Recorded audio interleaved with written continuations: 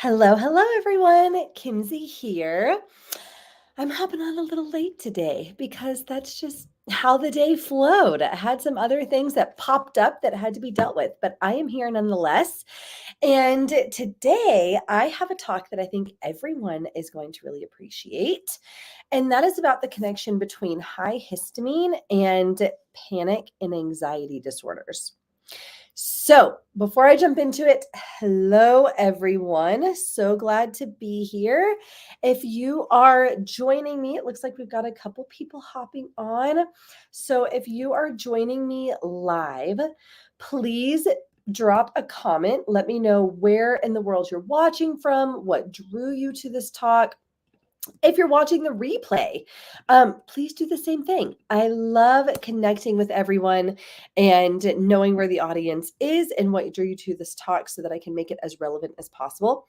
And please feel free to ask questions along the way. Or again, if you're watching the replay, tag me in the question and I'll make sure to answer it. So you can probably hear that I sound a little nasally, and that's because my sweet little baby infant daughter got sick over the weekend with a cold. She's fine, thankfully, but she was sick with a cold over the weekend, and then I caught it. So that was actually the inspiration for this talk. I was like, what a perfect time to give a live talk talking about the connection between high histamine and anxiety, because I have probably high histamine right now as my body fights off this cold. So let's talk about histamine in the body. And actually, before I do that, I'm going to share other symptoms of histamine intolerance or high histamine to make this relatable in case you're watching and you're like, I have no idea. How would I know if I have high histamine? So some other symptoms of histamine intolerance would include migraines, hives, digestive issues like acid reflux, nausea, bloating, diarrhea, constipation, brain fog. Do you wake up at the same time every morning in the middle of the night, like 2, 3, 4 in the morning, like clockwork? It seems like. Turns out there's a circadian rhythm aspect to histamine, so that can be connected. Psoriasis or eczema, anxiety, panic attacks, obviously, tachycardia, so fast heart rate, low blood pressure, vertigo, a feeling that the room is just spinning, or dizziness, allergies, obviously, have to say the obvious, all allergies, or congestion, or symptoms of it, right? Congestion, sore throat, coughing. Those are some of the more common symptoms of high histamine. So histamine, most people think, when they hear the word histamine, they think of allergies. That is correct. Histamine, that is the same chemical I'm talking about. However, there's actually 4 different types of receptors for histamine in the body, which means the immune system is only one of those receptors. And another one, we also see them in the digestive tract, and then we also see them in the nervous system. And in the nervous system, histamine acts like an excitatory neurochemical, which means it ramps up neurological or nervous activity. Nervous meaning neurons, nervous tissue, not nervousness, though it does do that too, hence today's talk. So with histamine, just like anything in the body, it's like the Goldilocks effect, right? Too little is problematic and too much is problematic. In histamine, the body has different methods for regulating histamine levels. And this is where the bucket analogy comes in. So you may have heard this analogy before, but the bucket analogy refers to histamine levels being regulated in the body. So we know when talking about what contributes to high histamine, we know excess production and or poor detoxification of histamine. Both of those can contribute to excesses or our bucket overflowing. So our body is always working to keep our bucket from overflowing, right? To keep histamine levels in that Goldilocks zone, that just the right amount zone. It does that through two main detoxification pathways, two main enzymes. So if histamine levels are getting elevated, there are two enzymes that the body uses to detoxify or eliminate histamine. One is called diamine oxidase, and one is called histamine N-methyltransferase. DAO, diamine oxidase, is found in the digestive tract, and HNMT, histamine N-methyltransferase, is found in the liver. In the digestive tract, we have somebody commenting in profuse sweating. Yes, that makes sense. Wave of pain and dizziness. Oh, got it. Yeah, so organophosphate poisoning, 100 golf course chemicals. Yeah, that makes sense. Got it. Thanks for sharing. Yes, and then someone's asking if MTHFR gene involved with the lack of clearing histamine effectively. It can be, yeah, definitely, especially if it's a homozygous mutation where both of the, you know, C677 or 1298AT, if both of those are affected, then it can affect your ability to clear histamine. Yes. And as this other person is sharing, the symptoms match that for sure. And this person was exposed to chemicals, organophosphates. So chemical exposure can definitely contribute to histamine symptoms as well. And I'm going to get into that too, about the different things that cause an excess production of it.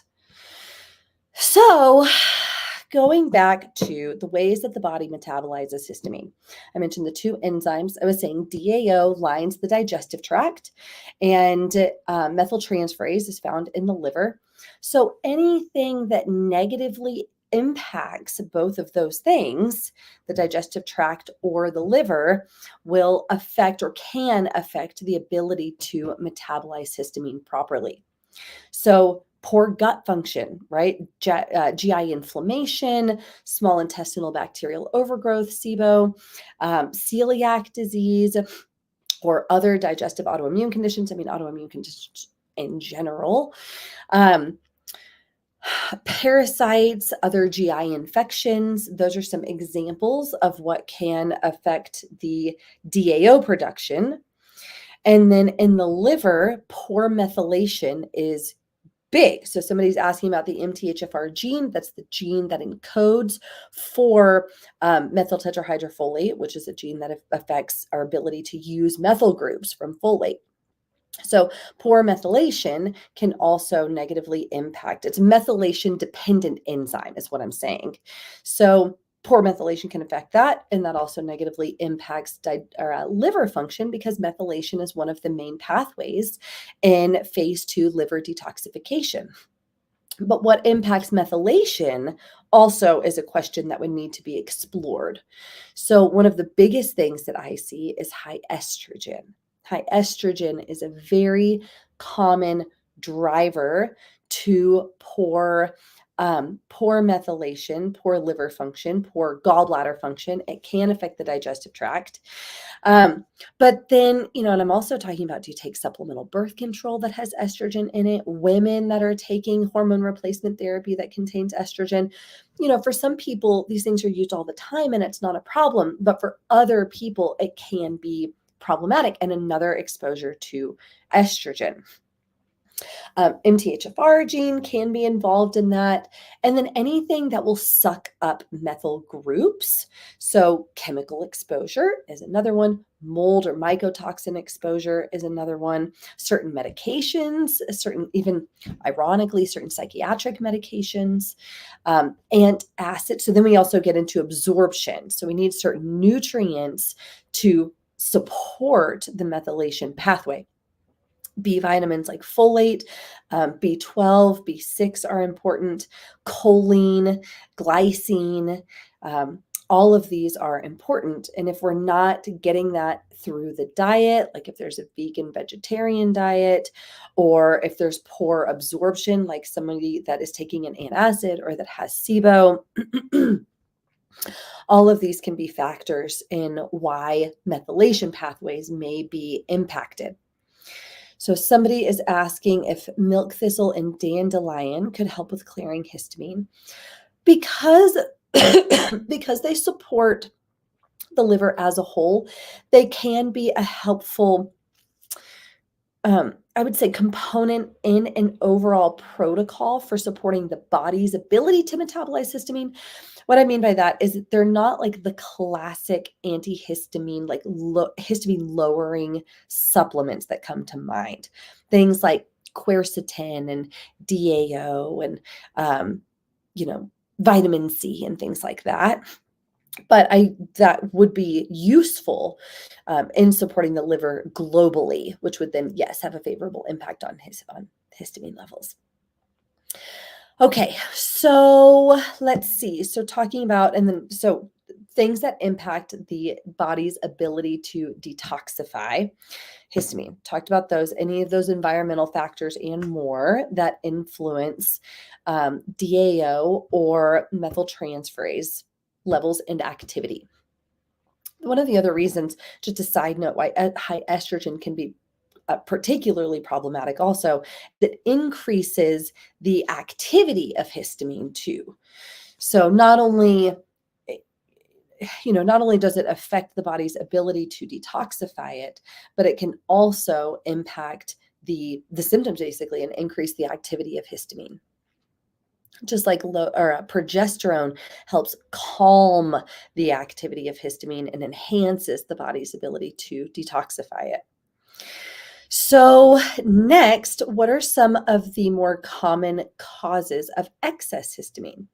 So again, if you think of it like a bucket can start overflowing if you just keep dumping a bunch of water into the bucket, and or if you might just be adding a drop of water over years, but if the water is never being drained, then it will eventually overflow, right? And that is that detox piece. So then we ask the question, what's dumping the water into our proverbial bucket here? So that's where we come up with things like, sorry, okay, my dad's calling. So that's where we come up with things like, or not come up with, what the evidence shows are environmental insults. So mycotoxin exposure is huge. These are things that will affect those detox pathways, but then also can trigger the immune system to ramp up and produce more histamine. So mycotoxin exposure to mold, in other words, infections. So hello, long COVID, anyone? That is a very common component to long COVID symptoms is histamine intolerance.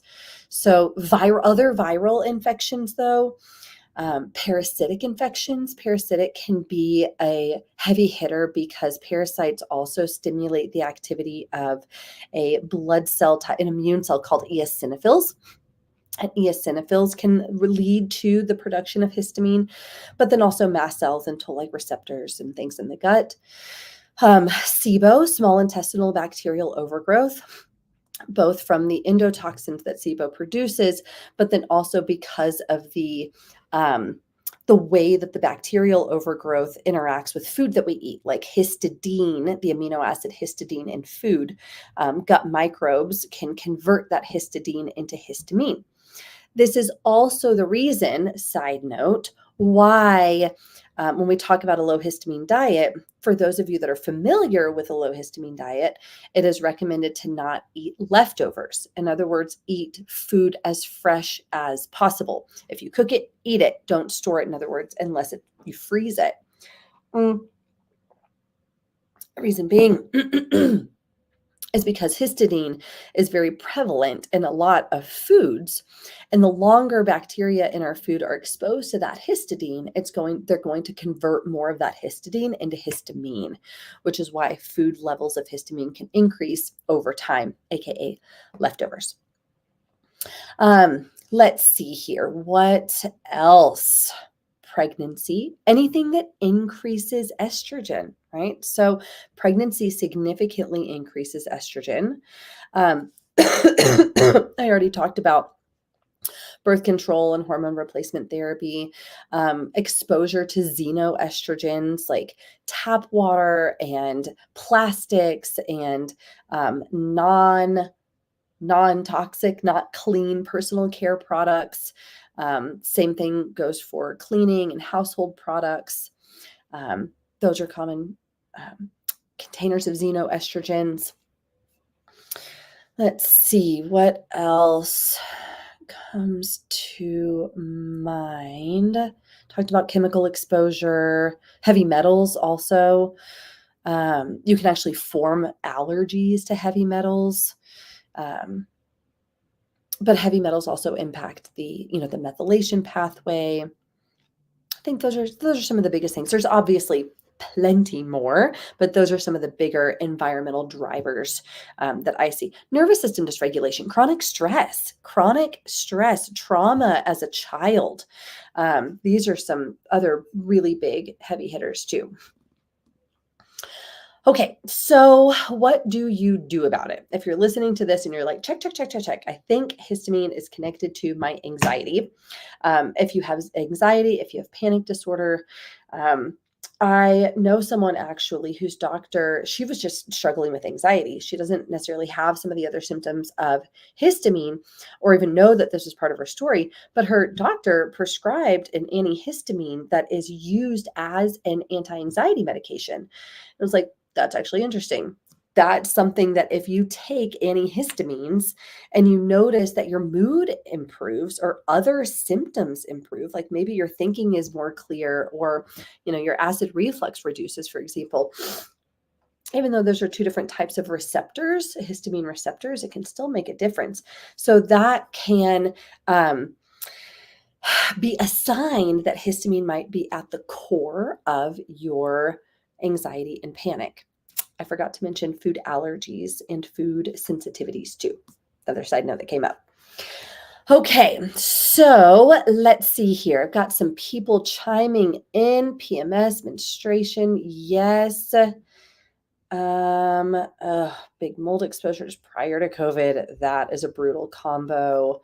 DNA test for mental health instead only need benign Deplin. Okay, yeah, Deplin is prescriptive methylfolate.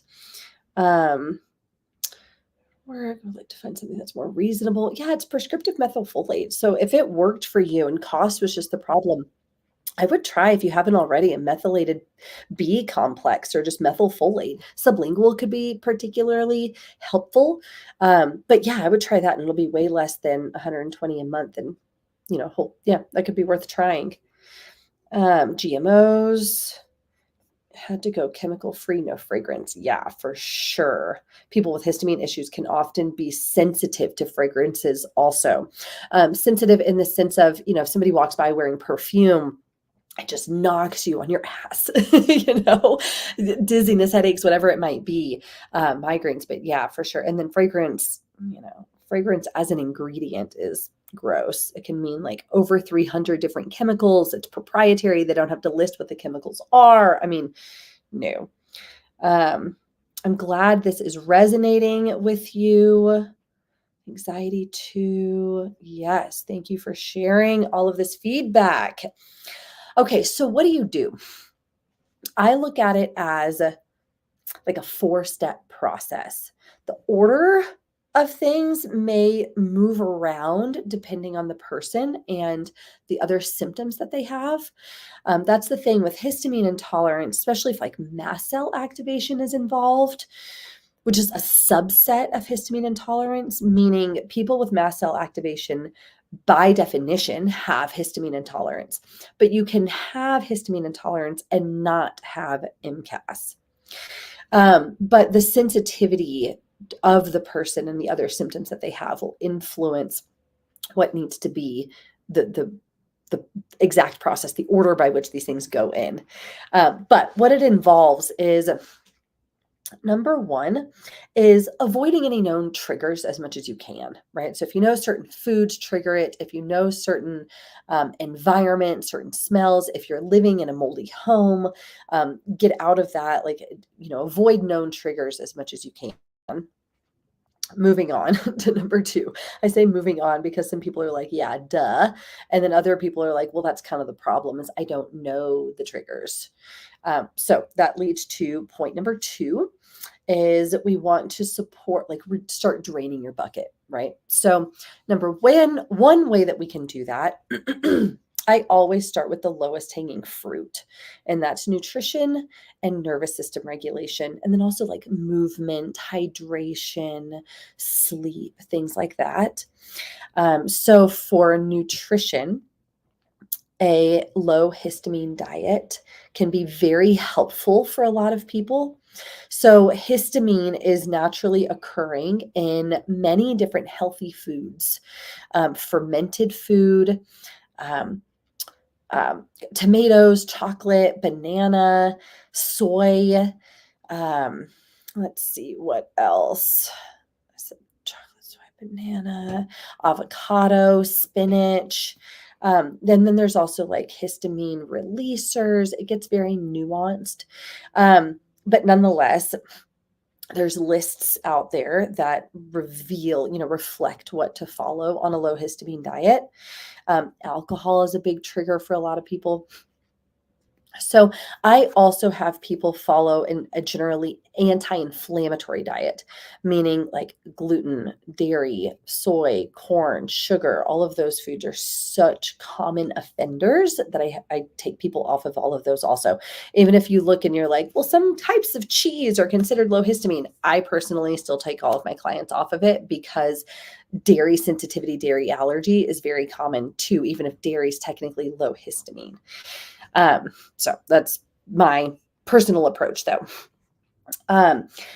So lower histamine diet can be very effective. For some people, a low salicylate diet or a low FODMAP diet, if they have SIBO, can be helpful. Honestly, for some people, they find the best relief on the carnivore diet.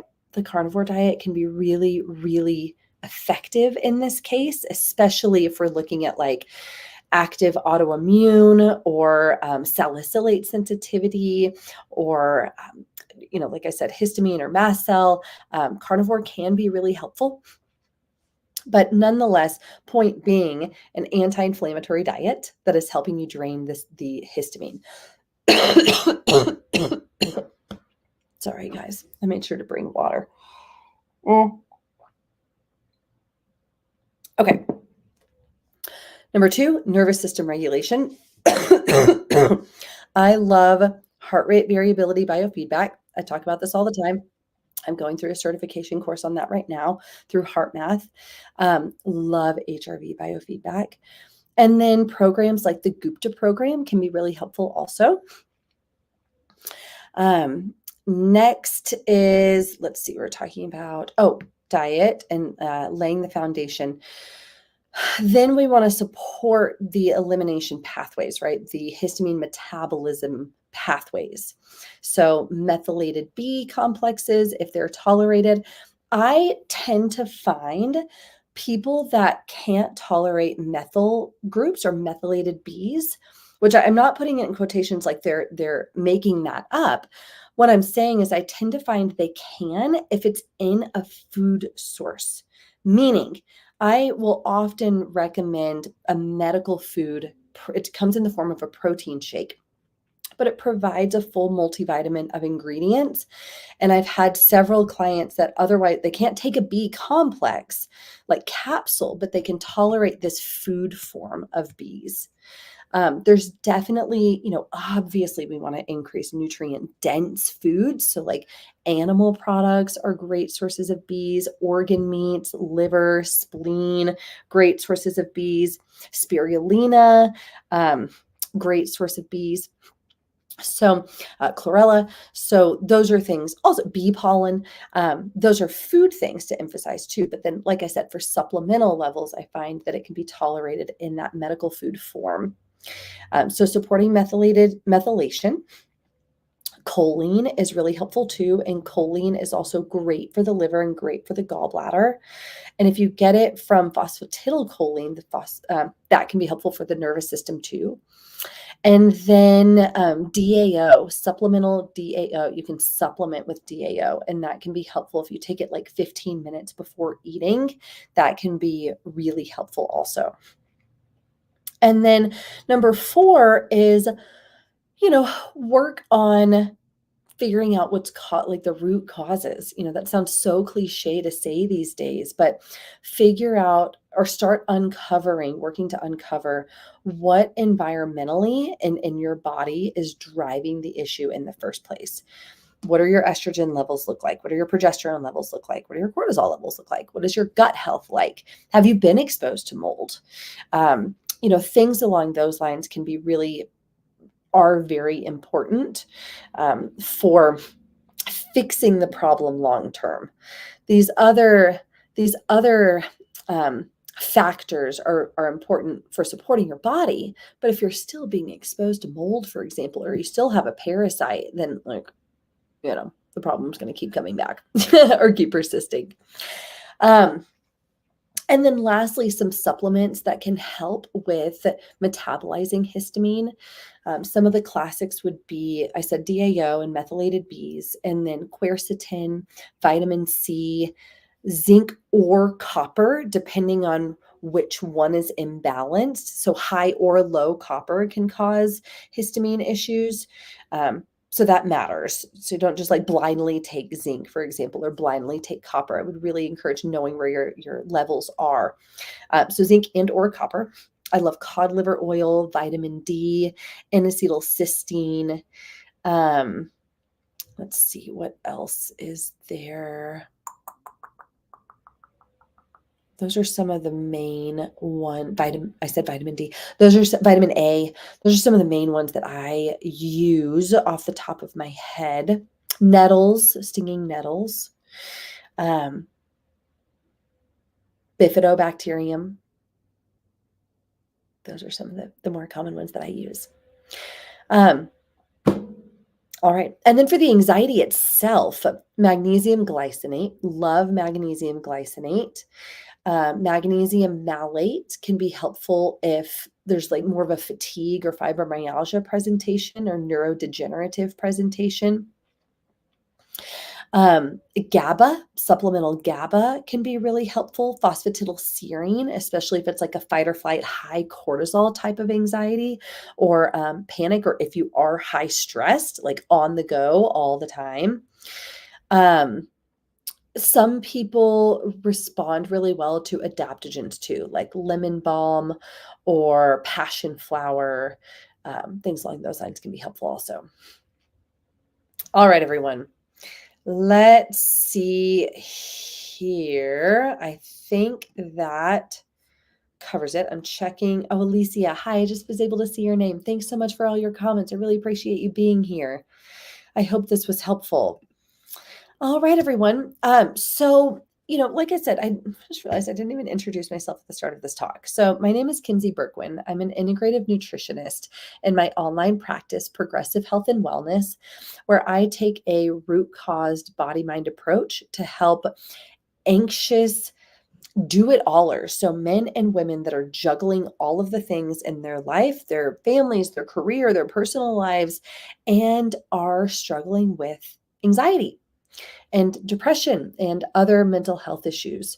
I work a lot with anxiety though. So if you're listening to this or any of my other live talks in my Facebook group, Holistic Solutions for Mental Health and Wellness, and you're like, that is me, and I'm ready to do something about it, figure out what I can do for it, schedule a free 15-minute discovery call with me. It gives us a chance to talk more, get to know each other better, and talk about what health challenges you are having and how we can help. At this point in my practice, I'm only taking on clients that I feel like I really can make an impact. So if that's the case, we'll talk about what next steps look like. And if it's not, that's okay too. If it's not a good fit for you, if it's not a good fit for me, that's okay too. We've got other people that we can refer you to. All right, everyone. The link to schedule that call is in this post that goes directly to my calendar. All right. Thanks so much for being here. Have a wonderful rest of your day, and I hope to talk to you soon.